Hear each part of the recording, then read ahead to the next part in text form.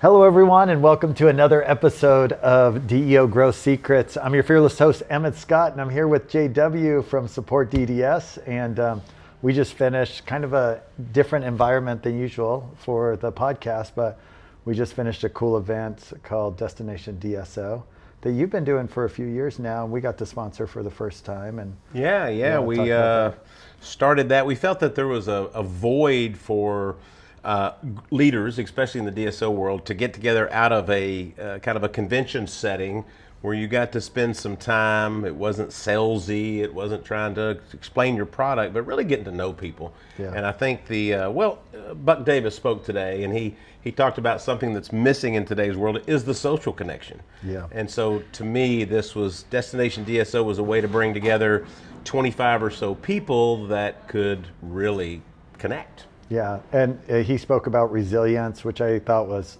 really good, just knowing what's happening. At the end of the day, we are a service business through people, and how well can we really continue to upgrade and support those people, which leads right into a lot of what SupportDDS does. But one thing I thought was interesting is we had, DSOs of different sizes, but fairly emerging to large.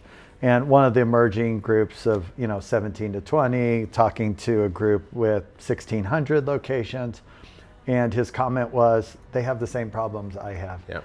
And I think it was just a good reminder that no matter what your size is, at the end of the day, it's going to come down to the practice level and your office managers and your team connections, your systems and processes. And all that happens as you scale is there's more of that going on. It's not like somehow once you reach a certain size, I don't know, that you eliminate all the people, like the patients aren't there, or you have less patients, or you have less team members. And so just a good reminder too, as I was talking with him, that you just need to lean into the growth and skill set, because it's not going to get lighter. You're going to have more crucial conversations. You're going to have more, issues that you hadn't even thought of with team. And so I think, that could sound a little bit negative and discouraging, like, man, it scales and it gets worse. But I think it also really means don't avoid the conversations you need to be having today, because you're just going to have more and more as you grow. Yeah, it was interesting. We were at the first night at dinner, and one of our clients here, one of the people here, participants, was, I think they had about 16 or 18 offices, was speaking to someone who had 100 plus offices. And he goes, I just thought when I get to be you, that all these problems go away. And he actually was like, no, there's just a bunch more of them. Yeah. But you have levels of people that can kind of help you. But it was interesting to be able to understand you're probably going through the same struggles that other people is. To me, Emmett, it's a little bit like you see somebody in their marriage on social media. They're always so happy. Yeah. That husband and wife, they get along all the time. I wish my marriage. Well, guess what? They're struggling with the exact same things you are. So that's a good analogy for me to always remember that we're working together, and you have to be a little bit, some humility, as Buck talked about. Yeah. Because if you'll be open to that, then other people can say, hey, here's some ideas that I've used in my life as well. I recently posted, we have a new DEO app and all the members are in there. And so, I'm posting different things as I'm coaching people, or our coaches are coaching, some kind of ahas that we're having. And one of the ahas that I've realized is that most businesses are sitting on another $1 million of revenue or profitability that's limited by a conversation they're scared to have. Wow. And it's just, as you scale, that number gets bigger and the conversations get a little bit more difficult or require some more sophistication. You think about what it means to be a CEO of an organization. As you grow, it means you have an office manager, you have a regional, you have executives. So you just get purely filtered bad stuff that ends up coming up to you as you scale. And so the question is what are you doing to develop out, as we learned, your resilience and ability to kind of stand as those things happen, but also just your skill sets and communicating with people, leading people. Clearly fight and flight isn't going to work for you to be a good leader. You're going to have to be able to reason with all different types of personalities.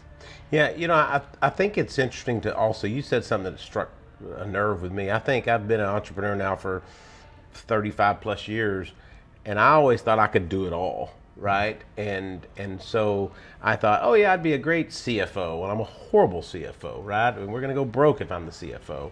So it's like finding people that can help you as you scale and build, and really a lot what DEO is doing now with finding those coaches or finding that COO that can come help you to reorganize. And that's what we do. I mean, with SupportDDS, we're trying to help them scale without breaking the bank on the labor charges, and some scarcity of labor is there. So you're right. It's about learning to leverage what you're not very good at. Yeah, there's an interesting study you've seen around, like, some of the top CEOs are all like dyslexic, ADD, etc. And I have a son who's dyslexic, and as I've watched him, I realized what skill set he has, that some of us who maybe school came a little bit easier, we're high performers, we've been able to accomplish a lot, especially in like solving problems.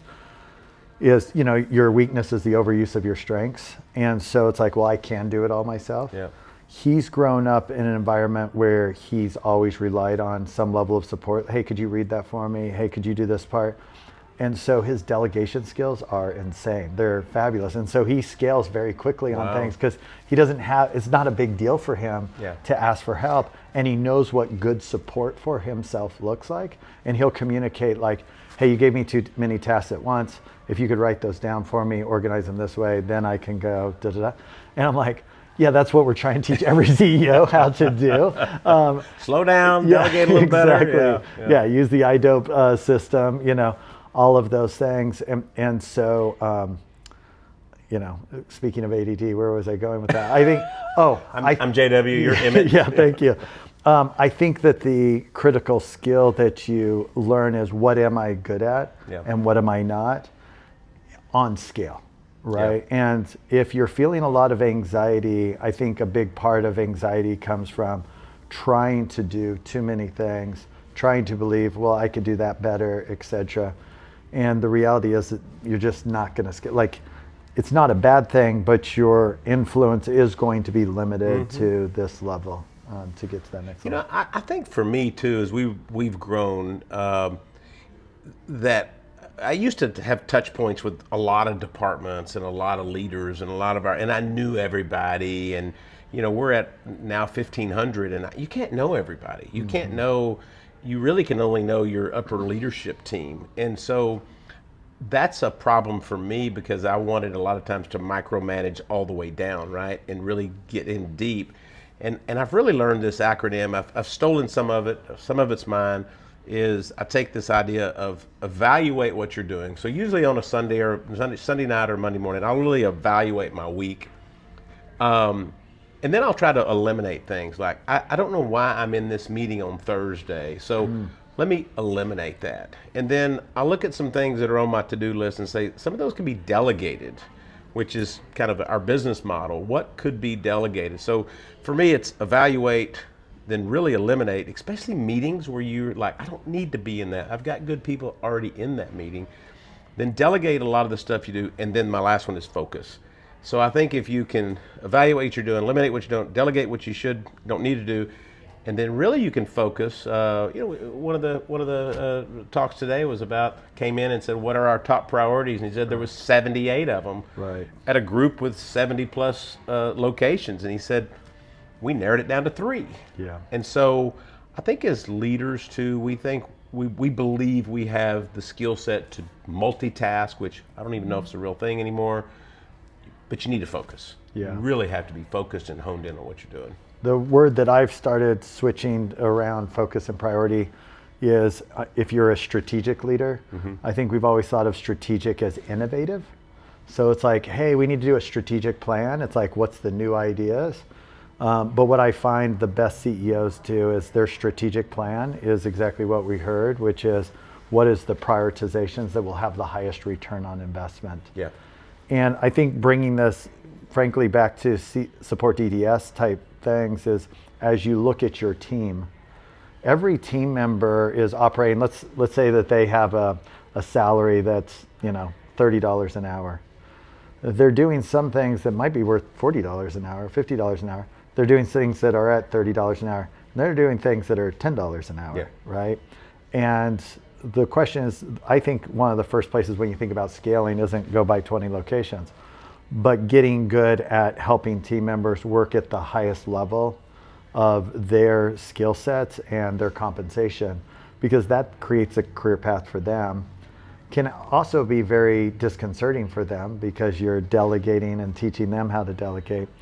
But if you can get support and get activity, it's a return on investment. If I'm going to pay 30, can I get a $70 return? Yeah. Or am I paying 30 and I'm getting a $12 return, and then I wonder why I feel stuck? Well, and some of the best, worst managers, office managers, practice managers, et cetera, are the ones that either somebody in the executive team or maybe at the local practice level, they can do everything. Yeah. And so they let them. And then that person begins to take pride in, I can do it all. Well, they become the bottleneck of That's right. They become the problem, and although they seem like they're the solution, and you're right. And so when you back that out, do you want that office manager or that front desk manager or your coordinator, whatever you call them, to be working on those $75, $100, maybe $150 an hour returns? Right. Or do you want them making those outbound calls or handling new patient calls, things they probably should not be doing? Yeah, it's a good call out. Like the way you move up, if you're a team member right now and you're listening to this, the way you move up in an organization is you see a problem, you fix a problem. Just be proactive, right? And your boss will be like, oh my gosh, saw a problem, fix a problem.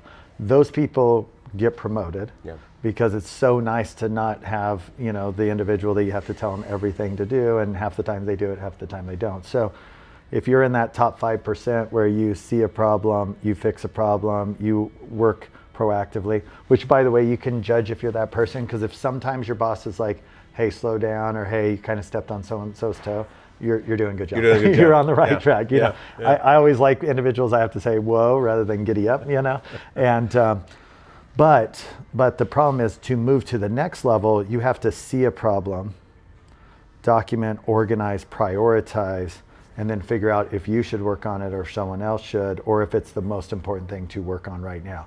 That's a totally different skill set, because see a problem, fix a problem is like a great dopamine hit. You get to be the hero. Everybody loves you. But see a problem, organize it, prioritize it, delegate it, give credit to somebody else for getting it done. That's leadership. Right? You encourage that person more than anything, right? Yeah. That's interesting, because you kind of coming back to, if you're not delegating these tasks, and usually it is that office manager that's kind of the bottleneck, right? Somebody at the front desk, it could be the bottleneck. Then when you think about that next role, you know what, we're needing a regional director, or we're needing somebody at the next level that's a pay increase, promotion, et cetera. Oh, we can't move Emmet because if we move him, the whole world falls apart, right? That's very self-limiting to yourself. So you need to be, in some respects, I've said you need to be the Maytag man, right? You've got everything running so well, you're kind of twiddling your thumbs like, I don't know what I'm doing next. Everything's running real smooth, and that gives you the ability to move up to the next role too. So AI is very popular right now, and I'll kind of use this analogy. Because it's so popular, sometimes you almost get frozen on like, how could I use this?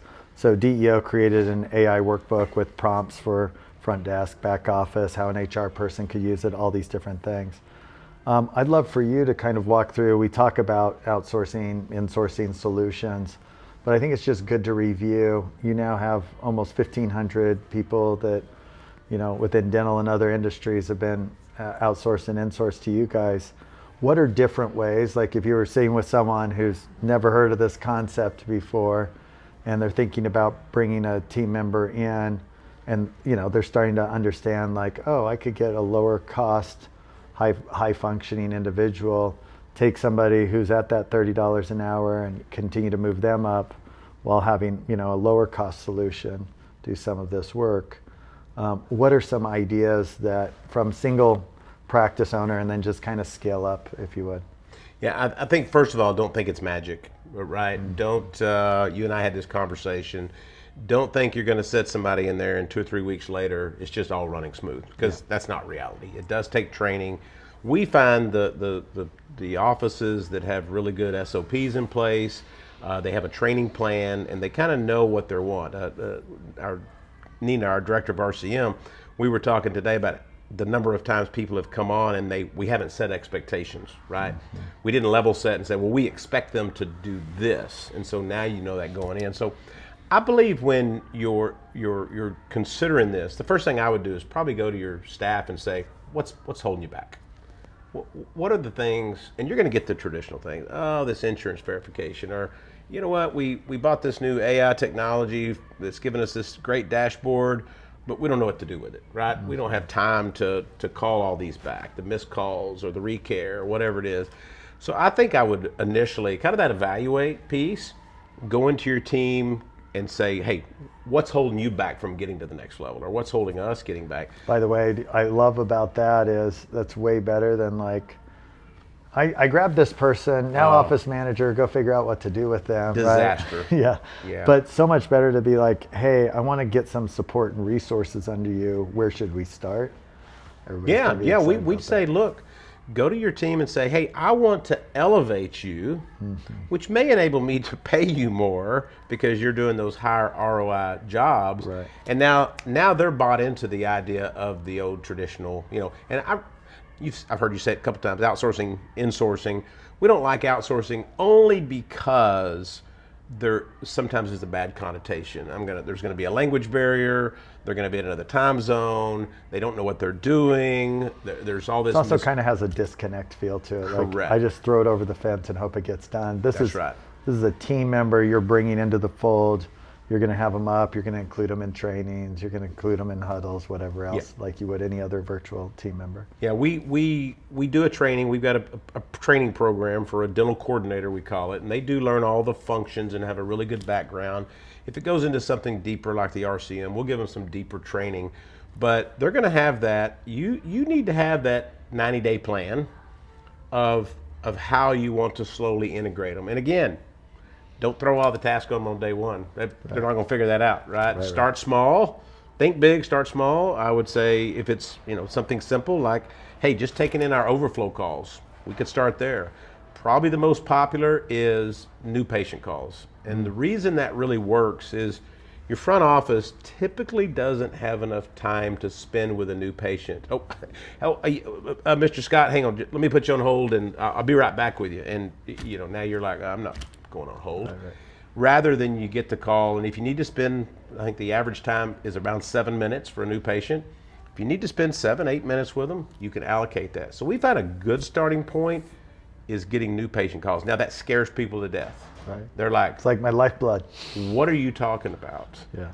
But we encourage record phone calls, listen to phone calls, definitely do a lot of training in advance, and pretty soon you'll learn that our teams can do that better than your teams can do it because they're dedicated to it and they get used to it and they're taking a lot of calls and it's uninterrupted. So you can take that 50% conversion rate, we've seen it go to 80% for new patient calls. So that can be monumental. You're getting an individual who's not getting distracted by the realities inside the practice of having to take care of patients and just 100% taking those calls in. You talked about the 90-day plan. I think whether you're hiring someone, in the U.S. or insourcing someone, you should have a plan for how you. And part of the reason you may be having the turnover is people just not being able to feel successful, et cetera. So it's a good place to start, which DEO can help with that too. Of like, what should I be training? How should I do these job descriptions, et cetera. When they first come on, how should I think about that? I mean, if I'm going to have to train them, what's the benefit of using a SupportDDS? I mean, I think one thing is you actually have resumes of people. Yeah. If you're in that town where you're like, I can't get anybody to do these tasks, you're going to get people who can do those tasks, right? And then you can take the people on site and move them up. And probably where we differ a lot is we've got these trained dental coordinators. Now some of them with as many as 1, 2, 3, 4, 5 years of experience, right? That we can bring to the table. The really the first part that's important is you get to interview them. You interview them, you talk about their background. Have the office manager interview. Have the office manager do a joint phone call, spend 15, 20 minutes and say, yeah, that person fits. We just have a connection there. So then you can select them. But you're right. I think you need to have a plan, and then you need to have expectations. If you are expecting them to do recare and you're saying, look, I need you to make 80 calls a day, then that's the marker, and use that going in so there's no misconstrued expectations when you do that as well. So to me, that's the biggest thing is just understanding what the expectations are. But I think you might have been about to ask, I'm going to put words in your mouth, is how much time do you need to spend with them? And I would say the first week, you probably need to spend an hour with them each morning, just like you would somebody in your office. You're going to spend more than that if they're sitting in your office, right? Yeah. And then you can slowly, over that 90-day period, say, yeah, you know what, we can do Monday, Wednesday, Friday. Okay, we can go 2 days a week. And then probably by the time 90 days is up, it's 1 day a week for 30 minutes. You know, if you do find that, man, I hired someone, they didn't work out, I just didn't take the time with them, you probably just have a generally bigger problem in that's how you're onboarding people in your organization. So being thoughtful about that. For those who might feel a little bit overwhelmed around like getting these positions, you know, this is a place I would encourage you to do AI. There's just so much you can utilize to say, here's the problem, here's the thing my office manager doesn't want to have to do anymore, here's the thing my front desk are feeling overwhelmed, whatever it might be. If I had the perfect person, they'd look like this, help me write a job description for that. Then you can say, okay, that's a great job description, add this, delete that. Come up with questions that I should ask somebody. What would be their ideal answers for these? And so you can just keep, using it as kind of your HR consultant, because I think some people feel a little bit overwhelmed by just getting started. Yep. And that can be a great place to start. And then you can always feed that into, I need to put together a 90-day plan for my office manager and this new front desk, insurance coordinator, whatever, to work together. Could you go ahead and build that out for us? Yeah. So, the old adage, you don't have to know the whole textbook, just be one chapter ahead of the student. Just when you do onboard them, as long as they're kind of a chapter ahead as far as that cadence and best practices, then you're good to go. All right, what are some other areas? So insurance verification, not having to be on the phone for the insurance is a great one. Those new patient calls or some kind of overflow calls, most people are at 60% of phone answer rate. Yep. So they're basically spending double on their marketing. Other places that are popular? I would say when you look at the front office, what we call director of first impressions, that could be the new patient calls that are coming, could be the overflow calls. Definitely when you look at the recare, unscheduled treatment plans, that's an area you can go back in and spend the next 6 months on, just making follow-up to those unscheduled treatment plans. A lot of times they'll do the fast fills for hygiene. If you have a hygiene appointment that gets canceled, 50% of all hygiene appointments are canceled within 24 hours of the appointment. So we recommend 48 hours, make that phone call. Hey, Emmet, just letting you know, the doctor's got an hour scheduled with you, or the hygienist has an hour scheduled with you. That reminder sometimes just, oh yeah, I need to be there.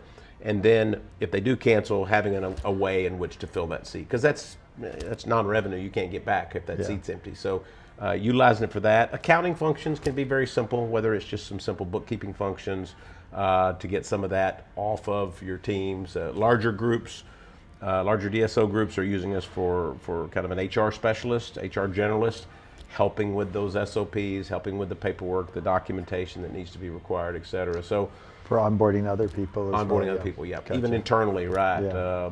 Some of our bigger groups are using it for doctor compensation, just to doing the payroll calculations. Doing the payroll calculations, sending it over to the provider and saying, hey, does this look right for last month? And so that's taking a lot of time off of it as well. So, kind of if you can imagine it, and it doesn't have to be in the practice, which ironically a lot doesn't, then it can be insourced. All right, so if somebody wants to get a hold of you, what's the best way to do that? Call Emmet and give him no. You can go to supportdds.com.